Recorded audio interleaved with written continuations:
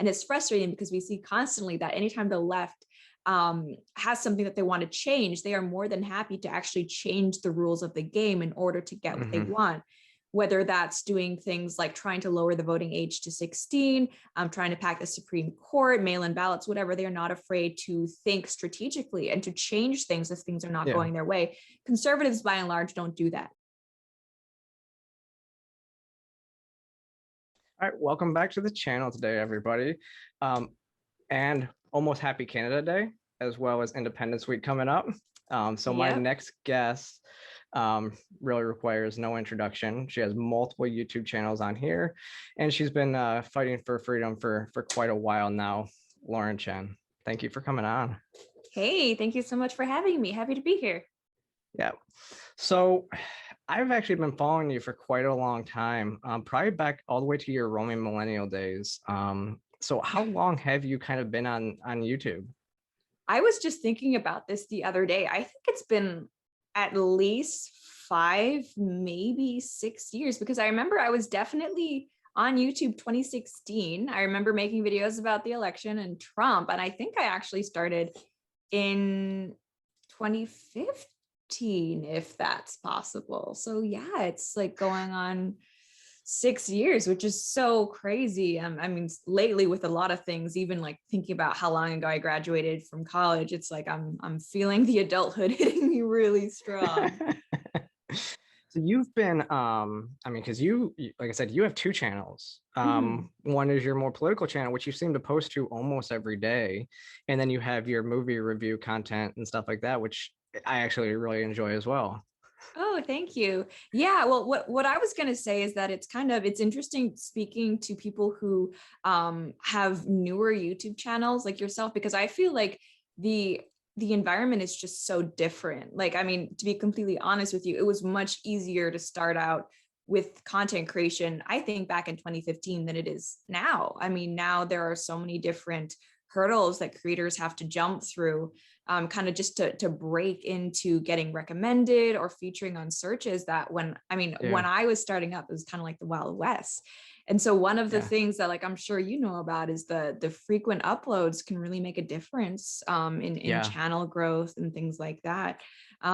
So yeah, I mean, it's kind of been interesting to see channels having to adapt and everything. And I really do miss the good old days where you didn't have to worry about, you know, talking about things like the pandemic or certain, I don't want to get your channel in trouble or this video in trouble, but I miss those days where you could just speak your mind freely and not worry about it.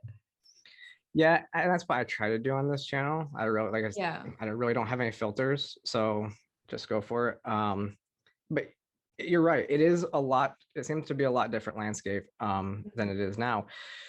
So you moved your channel a little bit for a little while to the Blaze, right? Yeah, so I started off with CRTV, and then I was also kind of there for the merger where CRTV and the Blaze became Blaze TV. So I think it ended up being like 1 year CRTV, 2 years with the Blaze. Okay. Yeah, because I've been a subscriber to the Blaze since their very beginning. And so I was glad to see you kind of move over to there, because I've been watching Glenn Beck since he was on CNN Headline News. So kind of followed that path. But I really didn't understand how the Blaze and CRTV was kind of doing stuff, because it was almost like I could go watch your content for free on YouTube. So I didn't really understand why the Blaze was kind of showing the same stuff on theirs for a paid subscription. It didn't make as much sense to me. Yeah, so I mean, it kind of, CRTV and the Blaze ended up doing things kind of differently. So when I was with CRTV, I'm pretty sure that the way we were doing it is that we were doing 3 episodes a week, one of which would be outside of the paywall. So I think, yeah, I was only doing 1 upload to YouTube a week back then, 3 episodes total. 2 you had to be paid subscribers to see. The Blaze wanted to do things a little bit differently. So the way that they kind of saw things working for at least my show was that everything would be in front of the paywall. So that's why I had the 3 episodes a week, I think, like in front of the paywall. But it would be kind of, you were subscribing just to support the show, like an equivalent to Patreon for Yeah. example. So it's Okay. been kind of interesting to see different, working with these companies, different ways of trying to keep the program sustainable while like acknowledging like, yeah, we don't have Fox News or CNN money. But I will say that overall, it feels much better being in front of the paywall, of course. Just having Yeah. people, and not that there's anything wrong with offering some exclusive content, but I definitely think it's better for growth if people are able to see obviously more of your videos. Absolutely. Because and it's more about getting the word out there instead of, Yeah. getting subscribers behind the paywall, right? So I can see that absolutely. Yeah. And then Now, like I think with that, of course, you need to think of different ways to monetize things like sponsorships and ads, which I know some people really don't like, but it's kind of the money needs to come from somewhere. And actually, I mean, people absolutely. like Gavin have done really great with like censored TV, which I think is completely behind the paywall. So it's Hmm.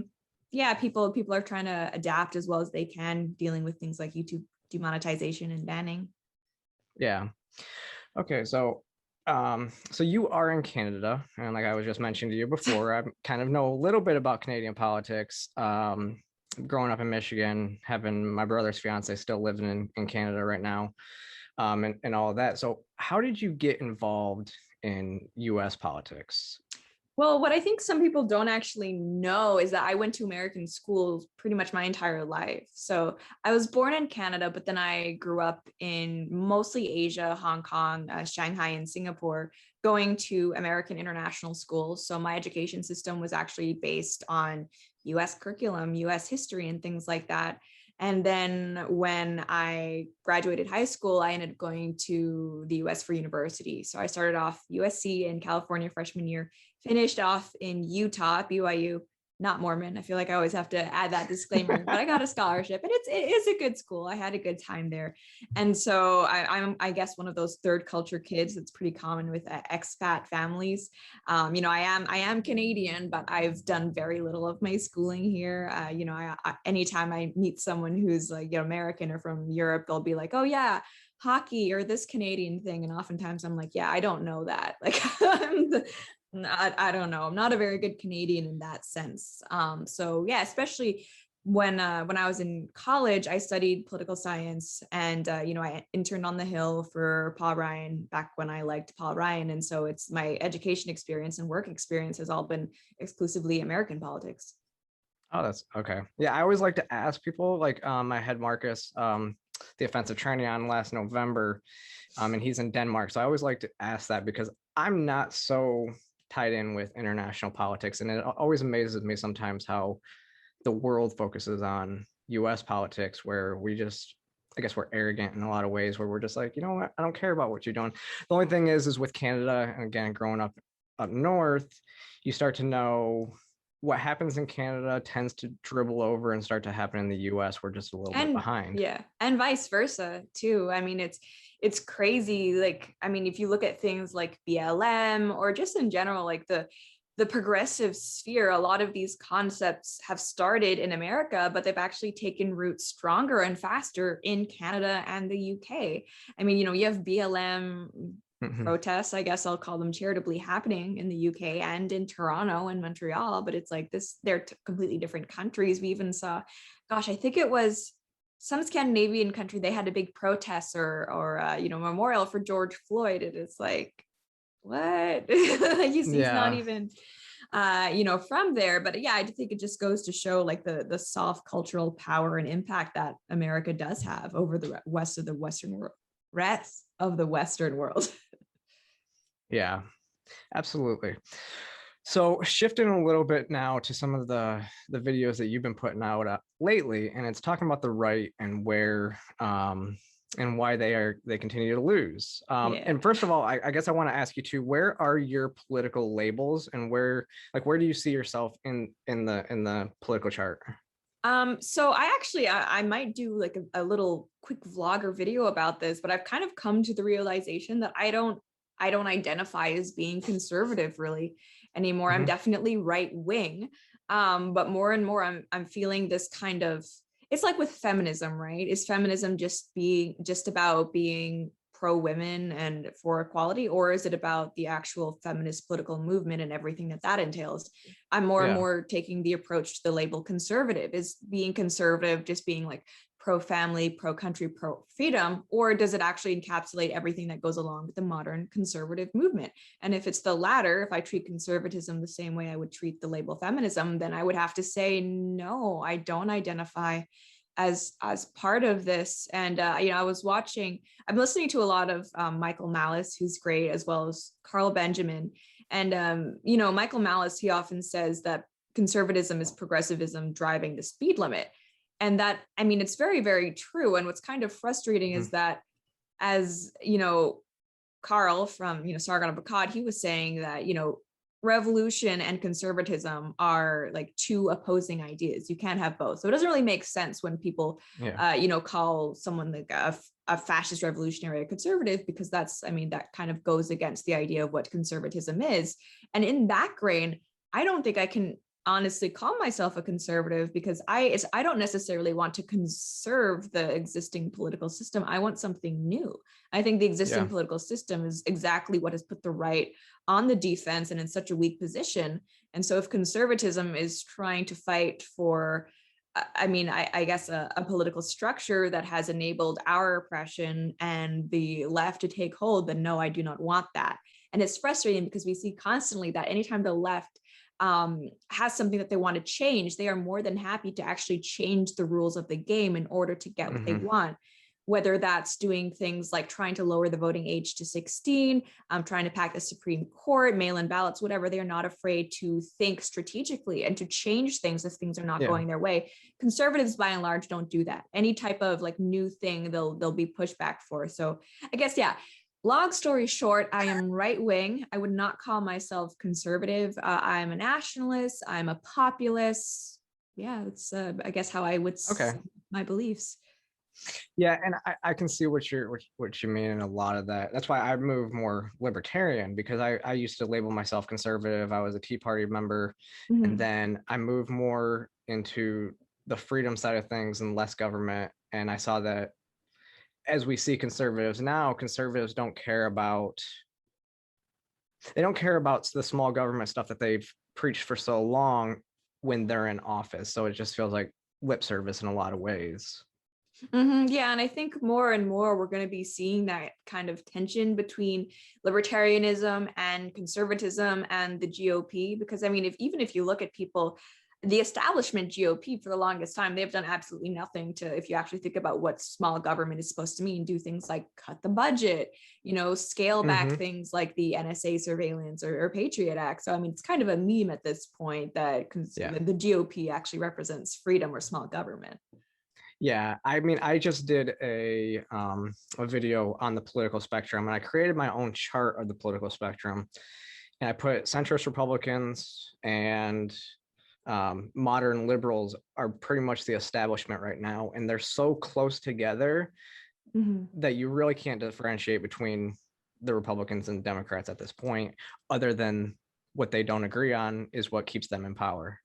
Right. And what I thought was really interesting when I was interning on the Hill that I didn't realize beforehand is that you have these sort of celebrity pieces of legislation that get a lot of media attention and that people vote along party lines, and there's this huge division over them. One of the things I guess would be the voting rights legislation that the Democrats are trying to put through. That obviously it's a big divider in Congress among the parties, but most pieces of legislation get voted on by all parties. They just get agreed to, there's so many bills, different laws that everyone just votes yes on. And so we end up with more and more legislation just piling up because it's so often that new laws are introduced, very rare that they're repealed. And by and large, every member of Congress, whether they're Republican or Democrat, is just kind of like blank rubber stamp, just like yes, yes, yes. And it was kind of a black pill actually when I realized that most of these people, they're voting for the same things, say for very few issues. Yeah, and that's why it was such a huge divisive issue when Thomas Massey wanted the quorum and actually to vote on the COVID relief bill, and bring people back to Congress because it's in the Constitution, but because they've done this basically, everybody okay, it passes type thing, and there's wasn't to be a registered vote on it. And of course, everybody came back and they voted, and they showed that we can still uphold the Constitution and vote how we need to, but both parties didn't really want to do that. Even Donald Trump was against that. He railed on Thomas Massie for actually standing up for the Constitution in that sense. And actually, Thomas Massie is, one of the few Republicans nowadays who I think actually remembers that they're supposed to be pro small government. I really, really do like him. I had the honor of meeting him once, and he's a really cool guy. One of the few politicians out there that I think actually, believes in what he's saying and is in it for the right reasons.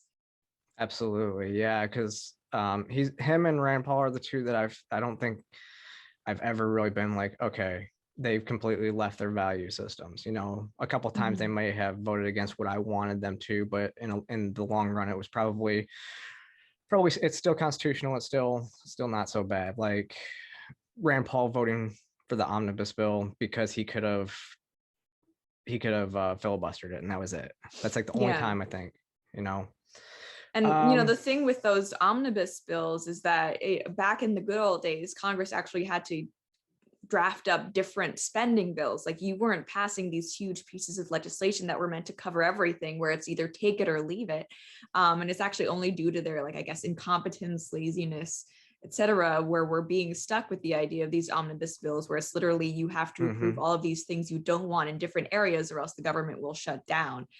So I mean, I don't blame individual Republicans, people like Rand Paul, for being put in that position, because I mean, it's essentially blackmail. And it's what we're doing right now. And I like Thomas Massie came out yesterday and actually said something that I had said in my interview with Josie on Monday was, we need to get back to one bill votes. Yes.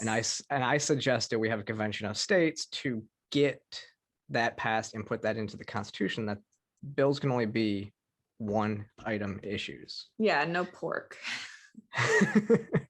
Which every president has always said, we're going to get rid of pork, and then they increase. They never do. So yeah, they never do. The president, the president doesn't write laws, right? They just pass. Right. They just sign them. Right. Unless we're increasingly going into that age where it's kind of like legislation by executive order. And, to be fair, Trump also did do this as well. But I think it goes to show how I think even, people within the government and like even Republican presidents with Republican Congress or Democrat presidents with Democrat Congress are very frustrated with Congress's inability to, get things done. Absolutely. And then you have people like on the left going back why the right always seems to lose is because the left is very good at Alinsky style tactics and the right is not. The right doesn't like to, and most of them don't even know what the Alinsky tactics are in order to counteract those Alinsky tactics. So they don't even realize that they're happening.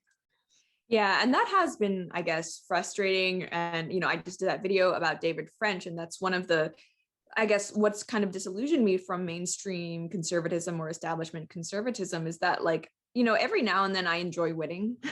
Call me crazy, but it's frustrating seeing, I guess, your own team fall prey to the same tactics again and again and again. And you can't really engage in good faith conversations when the other person is not, so I guess you just end up kind of looking like the sucker. And I think you're exactly right. The right for generations has been very bad at messaging, very bad at PR, and the left, meanwhile, has, I guess, I don't agree with them, but they've been very effective and very efficient in, inserting their ideologies into things like pretty much every single bureaucratic administration, anything to do with pop culture, academia. And it's like, here we are just on the street corner yelling about, I don't know, how bad Keynesian economics are. Yeah, exactly.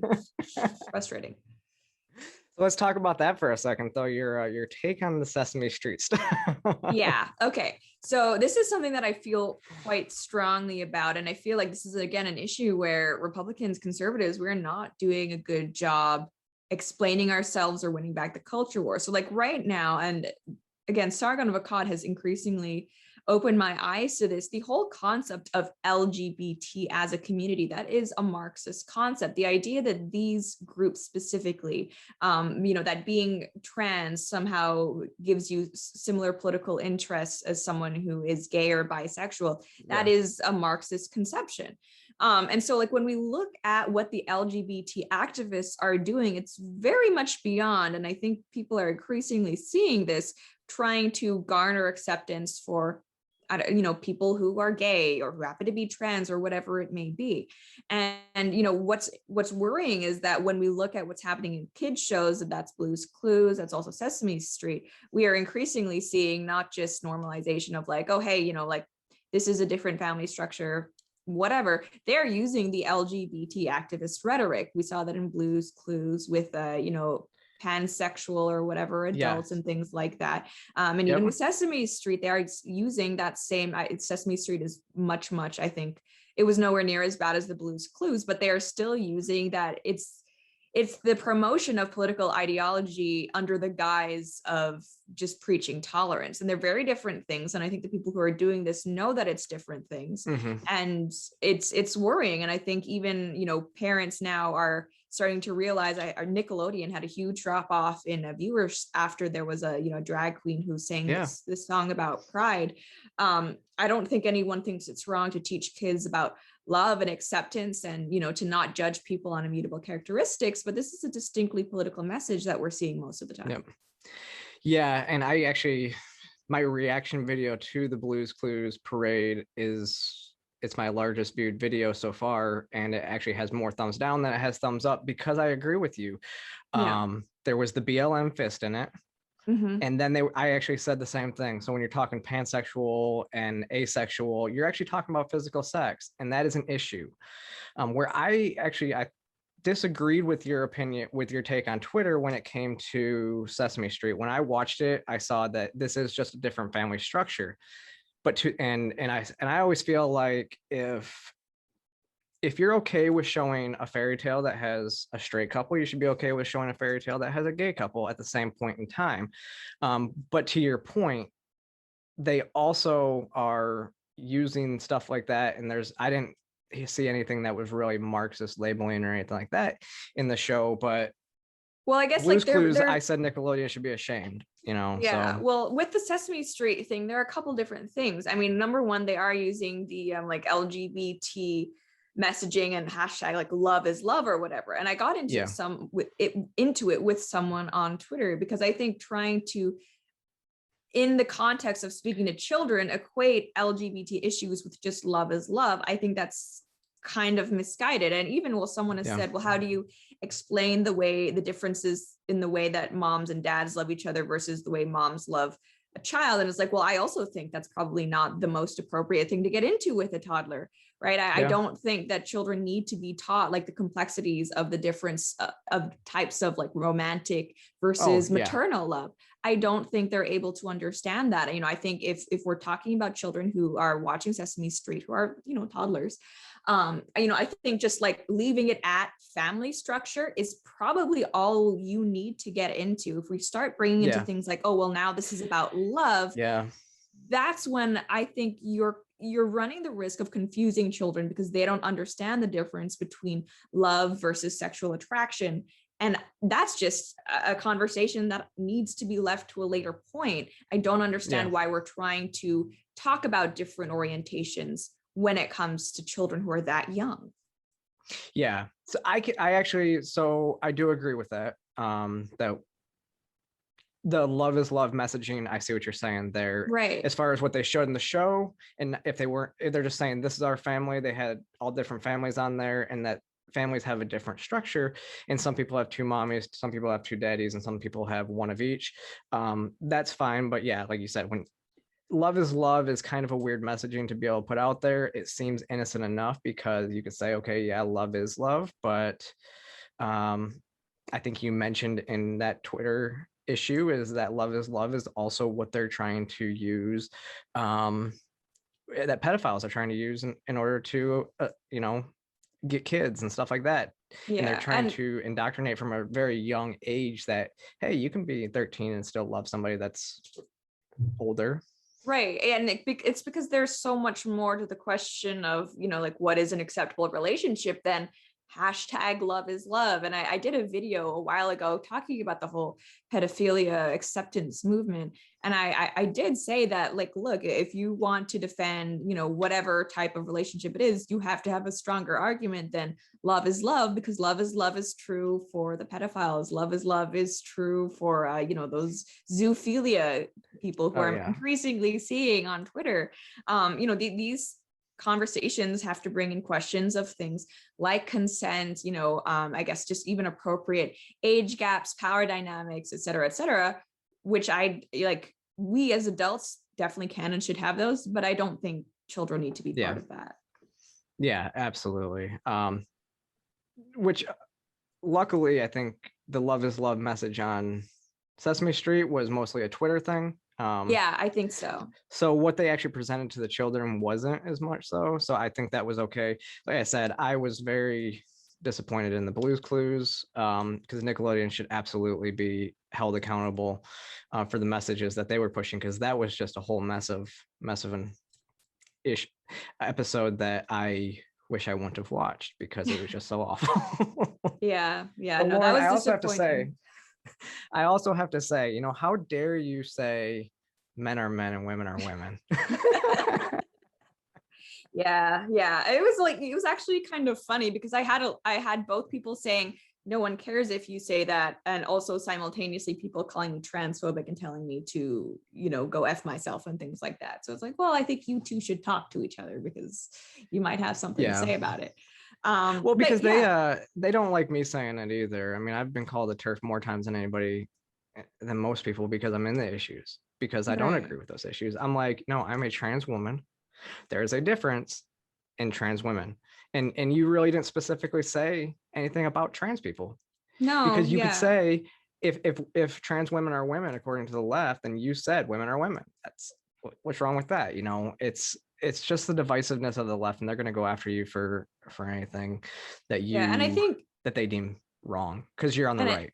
yeah, and I think it is important to draw this distinction between like an LGBT activist of progressive leftist whatever and just the average trans person or gay person, because a Yeah. lot of the times I think we have a tendency to like just accept at face value, oh, this person who claims to be speaking on behalf of all LGBT people, well, all LGBT people must agree with them. And it's the same thing with feminism and women, right? Oh, this shrieking feminist claims to be speaking for women, I guess she must be right. Or, BLM activists, oh, well, they claim to be speaking for the Black community, I guess they may be right. And that's also frustrating, like, going through the Stop Asian Hate scandal, or like, hashtag movement. There are so many people who claim to be speaking for entire communities. And I mean, I'm sure you must go through the same thing as well. And it's like, Michael Mouse also says, like, you don't speak for me is probably one of the most simple ways to explain anarchism, which I don't subscribe to, but I do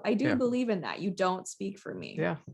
I've said that before as well. I've told leftist activists, like, don't act like you speak for all trans people, because I can show you at least I can show you 100 trans people that don't believe that. And then there's this big divide between transsexuals and the transgender crowd. So there's a gap, and the problem is a lot of transsexuals just want to go stealth.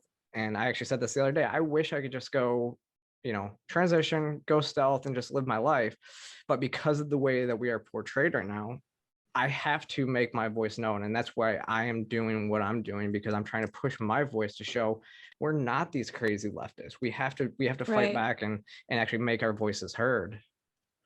Yeah, and I think that's something that Blair White has done, a lot of good for, because I think there are a lot of people where if you don't know anyone in your personal circle who is gay or trans or whatever, you might believe that, yes, the crazy person who's shouting at you on social media, they represent everyone else like this, when obviously that's not the case. And it's kind of disappointing, because individuals like you or Blair shouldn't have to, kind of take on that burden to dispel the myth of like trans uniformity with politics or whatever it may be. But I mean, these activists are so vocal and trying to push that narrative, you almost have no choice. And it actually happens as well on the opposite side of the aisle with very social conservatives, right? I mean, you just had a very brilliant interview with Milo, who is actually hurting the gay cause pretty heavily with his current rhetoric that you can be ex-gay.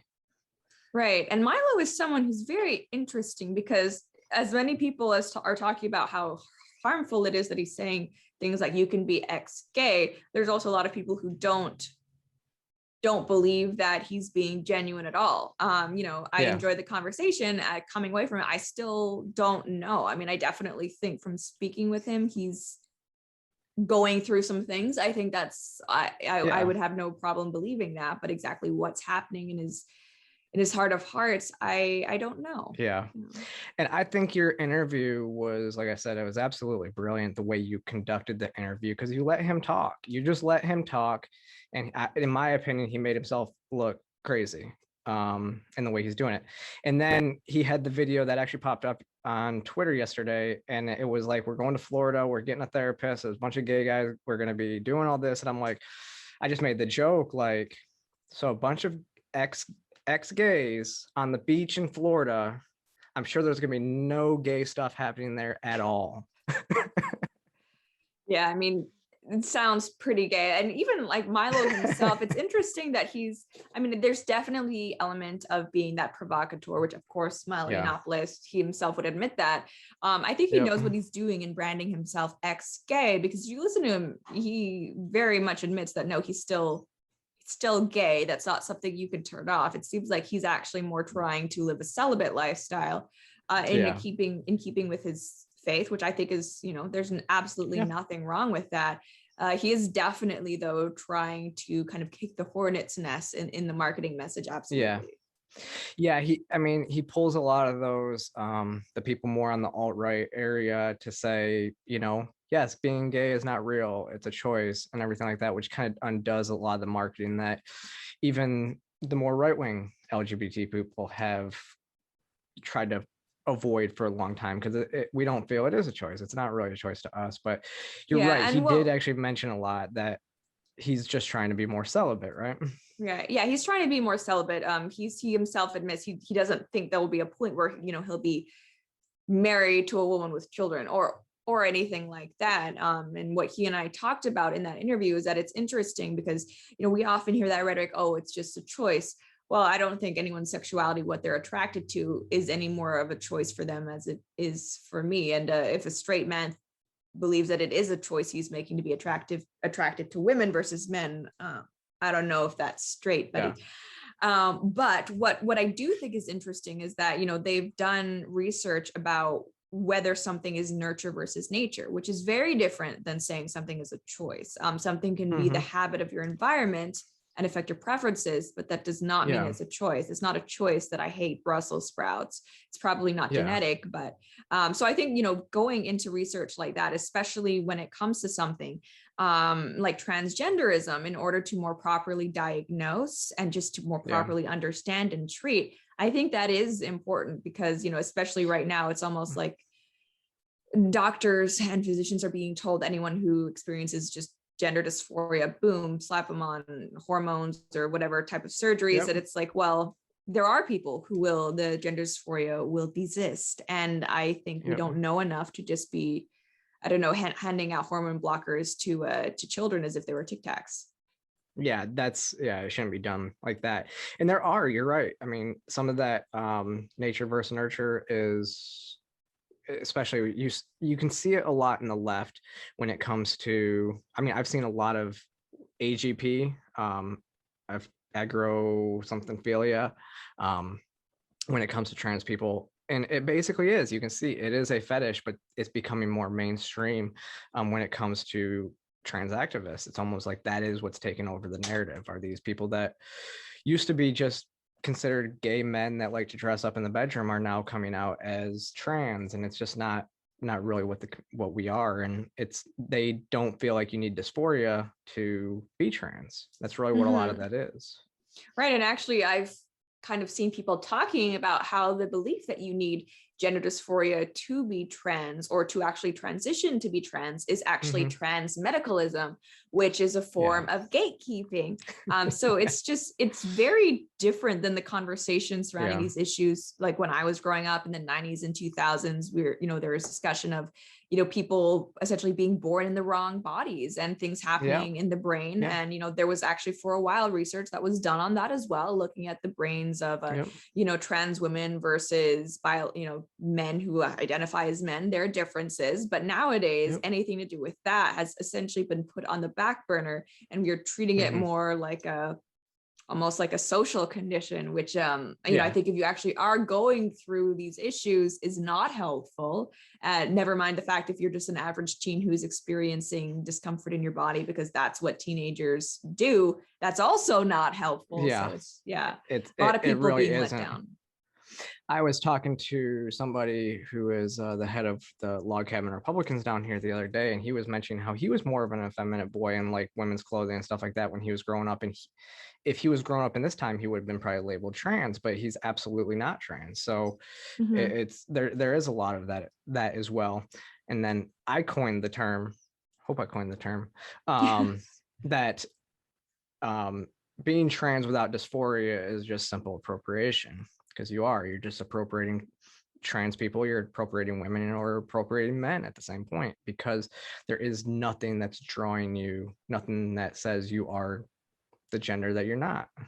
You weren't born as, right? Deborah So, who's this, I think she's a neurologist. She's Canadian from Toronto, which is cool. I love that she talks about the fact that, with this whole trans craze, especially among children, we're essentially wiping out effeminate men, effeminate boys, and more masculine girls. And I'm someone who believes, and I think most of us do, that there's no one way to be a man. I mean, that sounds like the progressive sense, but it's true. Just because your little boy likes to play with Barbies or whatever doesn't make him any less a boy. And likewise, a little girl being a tomboy is not a definite proof that she is actually a trans boy. And it's strange, in their attempt to deconstruct gender stereotypes and norms, they're almost actually in a way reinforcing them. Yeah, I've talked about it a little bit. So I've done some mentorship and stuff like that. I've been asked to mentor some younger LGBT kids, and one of them was a gay boy. He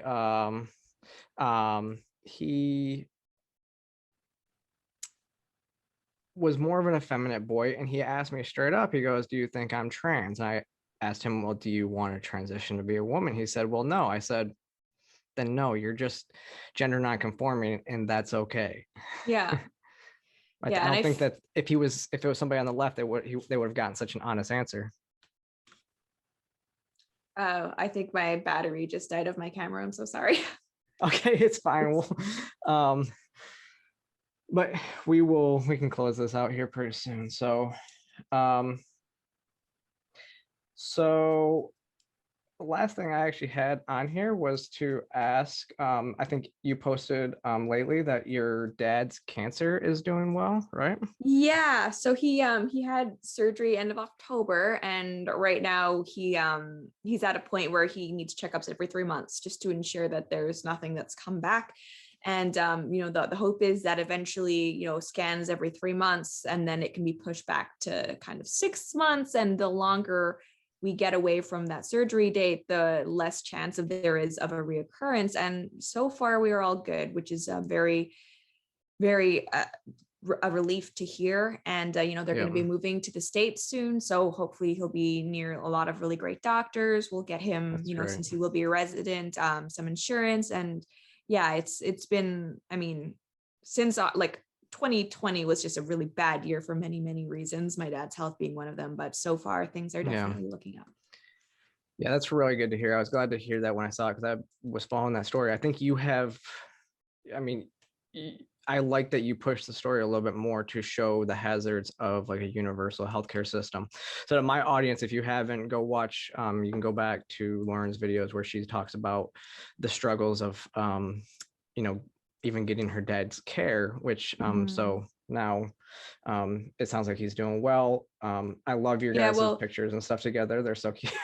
thanks. So I mean, we were very, very lucky. There were a lot of generous people who helped us crowdfund his treatment in the US. I don't know if he would have made it if we had just waited on the Canadian system. And I'm not saying that like every single experience in Canada with healthcare is going to be bad, but I mean, the results speak for themselves. Cancer survival rates are much higher in the US because the treatment is more timely, and you just can't really argue those numbers. Yep. Okay. So I think that's good. Thank you again for coming on to the channel. It's really appreciated. Like I said, I'm a big fan. So I was absolutely elated when you agreed to come on. Yeah, well, thank you so much for having me. I really, really appreciate it. It's been fun. So what are your so you just have both your channels on here, Twitter, everything like that. What are your what they're just under your name, right? Yeah, so my main YouTube channel that talks about politics is Lauren Chen. If you search it, hopefully, depending if YouTube is feeling terrible, you'll find me. My media channel where we talk about movies and TV shows is Mediaholic. And then for like Twitter, Instagram, Telegram, I'm just the Lauren Chen. Okay, yeah, and I'll put your links down below in the chat. Again, thank you all for tuning in. Make sure you click the subscribe button below. We'll be back with some more amazing guests like Lauren here coming up pretty soon. Thank you.